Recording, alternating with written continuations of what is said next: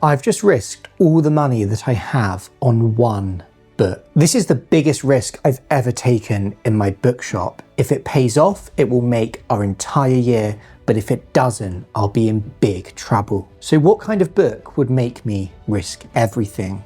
Well, in 1936, a small group of students printed a small pamphlet of poetry. They were at University College London, and that pamphlet contained poems that were written by somebody who was then a low-level English professor, but would later become the creator of Middle-earth and author of The Hobbit and The Lord of the Rings, J.R.R. Tolkien. The pamphlet is called Songs For The Philologists, and it is a fabled rarity. Most collectors have never even seen a copy, let alone had the opportunity to buy one. Only a small number were originally printed, and of these, many were destroyed in a fire. In a letter written to Tolkien about the book in the 1940s, it was suggested even then that as few as 13 copies survived. It is now thought that maybe there are 15 surviving copies, but of these, 12 are held in institutional libraries, 8 here in the UK and 4 in the USA. And this leaves only a handful of copies in private hands that might come available for acquisition. The last time that a copy sold at public auction was back in 2003, and in the 23 years since then, only 2 examples have come up for private sale. And this is what makes it the rarest book in all Tolkien collecting. Printed in a small number of copies, much of them destroyed in a fire, with the vast majority of surviving copies now in institutional collections. If I'm being honest, I had nearly given up on ever finding a copy, but a couple weeks ago, just before I was boarding a flight, I managed to track one down. I didn't have long to make a decision about it, but the one thing that I knew for sure is that I didn't have the money. And that's a problem because I run a business, I run a bookshop, and every month I have expenses that we have to cover. So I can't just buy a book because it's rare and I'd like to. I need to make sure that it's a sensible business decision. I knew I couldn't afford to buy the book, but I'd been looking for one for so long that at the same time, I couldn't afford not to buy it either. So I threw caution to the wind, decided to buy the book, and saw my bank balance enter the minuses. So that's the risk. If I can't get the book sold, and sold quickly, I won't have the money to cover our expenses as a business. Which means that even though the book hasn't even arrived in the country yet, I need to start trying to sell it. Unfortunately, I think I might know who will buy it. So it's now a few days later, and the book still isn't here. I'm actually getting a little bit concerned about it because I checked the tracking. So it was sent from Sydney, Australia. It then went to Guangzhou, China, and now it's in New Delhi, India. And I'm starting to get worried about the book even safely arriving here at all. But now I need to focus on offering it to that customer that I had in mind for it. And I sent him a message about an hour ago asking him if he was interested, if he wanted to buy it. And he just said, "Can you give me a call?" Normally, that's a good sign, but I'm going to give him a ring now and we'll see what he says. I'm asking £65,000. I mean, what do you think? So that didn't go exactly to plan. I assumed when he replied to me and just said, "Call me," that it was going to be an immediate yes. Obviously, I can't go into details, but it turns out he's not a buyer for the book at the moment. And that means we're back to square one. So in terms of what we do and how we move forward, I think now we just need to wait for the book to arrive. And I'm just praying that it gets from New Delhi to us now without any more detours. And then we'll go all in on finding a buyer once it's in hand. Well, as you might expect, I've done nothing over the last few days other than continuously refresh that FedEx tracking. It had a circuitous trip to us, for sure. It went from Australia to Guangzhou, China, to New Delhi, India. Then yesterday morning, it flew from New Delhi to Charles de Gaulle Airport in Paris, and it got to Stansted Airport last night. And that means this morning, it managed to make its way onto a FedEx van and to our shop, which means that in this box, I have the copy of Songs for the Philologists that we've been waiting for. So let me open it up and we'll have a look at it together.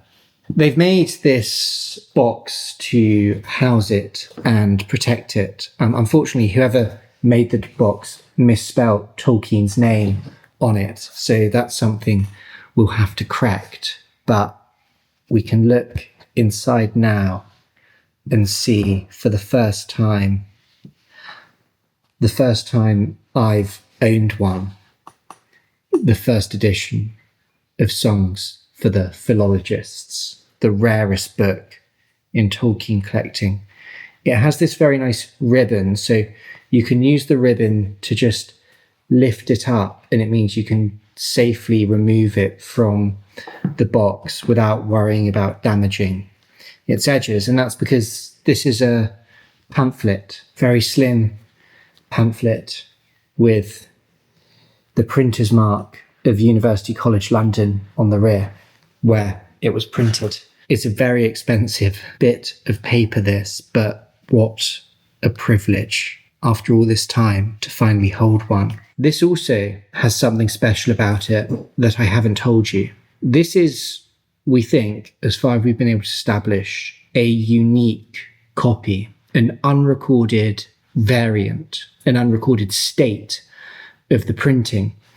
And that's because when we look at it here, we can see our title page, Songs for the Philologists. Over the page, we have the contents page, which is page III. But it goes from page III to page 28, and opposite that, page 29, and then from there to page 2 and 3, and it goes throughout the book as normal. When I first heard that this copy had this about it, I thought, oh, maybe it's just misbound. But this is actually a printing error. It's an error in the imposition of the book that the students who printed it will have made when they first arranged the type to be printed. This doesn't appear in any other recorded copy. So this could very well be the first crack at printing this. They then changed the imposition to correct it. But that's because page 3 is on the recto, and on its verso over the page is page 28. And similarly, page 29 here is on the recto, and on the other side of it, we have page 2.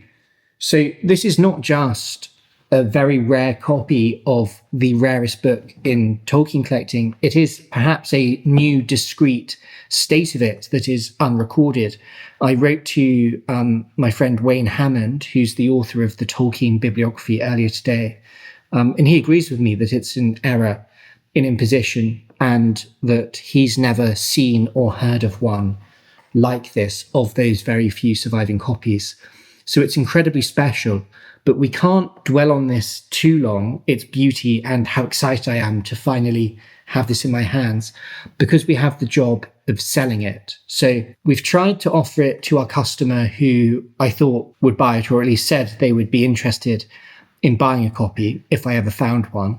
Now we have to try and list it publicly. We'll make a bit of a splash, maybe do a short form social media video, an email campaign, and tell people it's available on our website. So we'll get that ready now. I'll film the short form video first, which we can put in here once it's uploaded. And then we'll get to doing photographs and the email campaign.